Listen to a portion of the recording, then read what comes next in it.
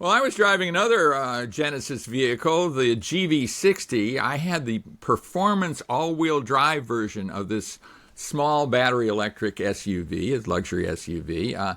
The calling card of this version of it is its power.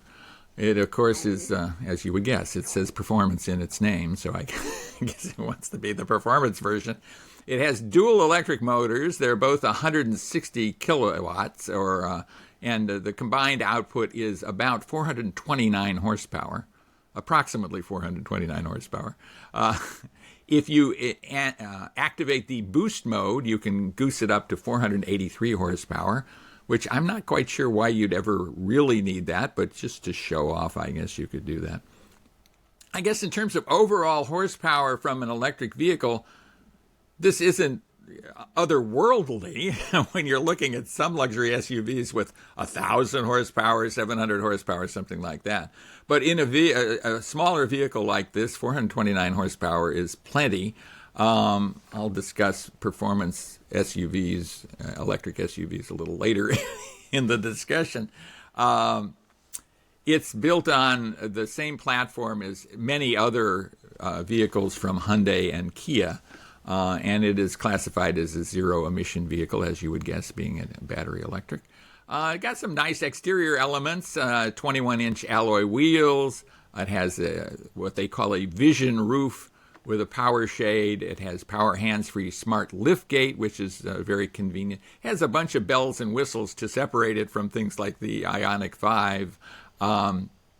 It features heated and ventilated Nappa leather seating. And I was going to ask you, Chris, when you were testing the GV80 Coupe, did it suddenly massage your back even unasked for? Because I had that situation occur a couple of times. Mine had a feature called active seating or active bolstering or something like that. When you turn the steering wheel, the bolsters move. I don't know if that was part of it, but for me, that was all I felt.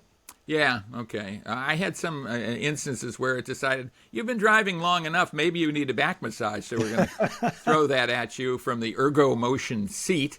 The power adjustable front seats have memory, lumbar support, bolster support under the thighs there, so that's good. It has a 12.3-inch digital instrument cluster, a head-up display, major head-up display, as a matter of fact, and of course, there's support for vehicle-to-load charging, so you can use your vehicle to power stuff. I don't know. Do you have that in your Honda Prologue? Do you have the ability to do that, and have you ever done it? I don't think we do, and no, I haven't. Even if we could do it with the car, I think our house couldn't handle the regular, the outward flow. Yeah, I'm just scratching my head over, does anybody ever do this? We hear about it, but maybe not. I mean, if you take it camping, you want to go out and you have a camp refrigerator or lights or something, that would be great. But who's going to take their Genesis out into the woods, I wonder? Yeah.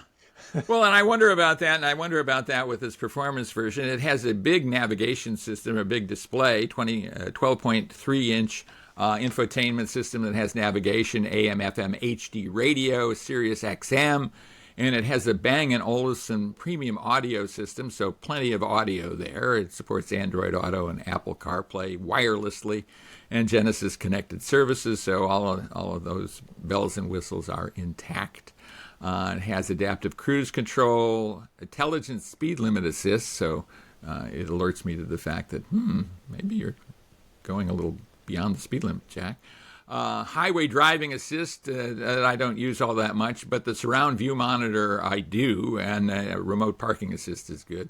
A lot of safety technology. They've thrown kind of the kitchen sink at this in terms of just equipment levels. Give me your thoughts on this. I know you've driven GV60s fairly recently. Yeah, Hyundai and Genesis and Kia too, they have such a wide sprawl in terms of their model lines and the sorts of components they have that they can afford to throw some of this tech at their luxury model and get away with it. But to your earlier points about the performance, I think, was it 409 horsepower you said this vehicle had? 429, yeah. 429, yeah. So, that doesn't sound that great when we're sort of desensitized by, what you mentioned, 700, 800, 900 horsepower in a family sedan these days. But I've driven this vehicle, and the performance is there. I mean, the name doesn't lie. The boost mode does make this car feel legitimately quick. And as you mentioned, too, the interior is, I would say, almost as nice as the GV80 Coupe, if not, just as nice in some other ways. So I think, yeah, I completely agree. They've done a really nice job with the interior of this vehicle, and that's another separator. I mean, it really has a very luxe interior, especially for a smaller luxury SUV. A lot of the smaller luxury SUVs from the German manufacturers aren't quite as plush as their up-level versions, but this certainly is. One of the things that's interesting to me is the range of this vehicle. This particular vehicle, in performance mode, the performance all-wheel drive, I guess that's a pejorative, isn't it?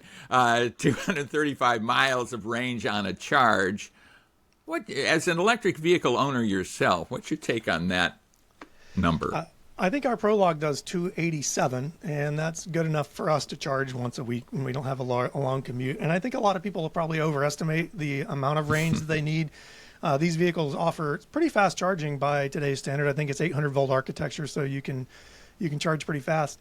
But I mean, look, you're going to trade performance for range almost every time in EVs today. I mean, the Porsche Taycan, some of the Ford Mustang Mach-E GT, Hyundai Ioniq 5N, like these all trade speed for range. So I don't think it's all that surprising. Yeah, using, as you mentioned, 800-volt system, it will reach a full charge if you have the optimum DC fast charger, which isn't necessarily on every corner or even close, in 18 minutes. So that's cool. Let me get to the price here because we're running out of time for this thing. The base price is $69,900.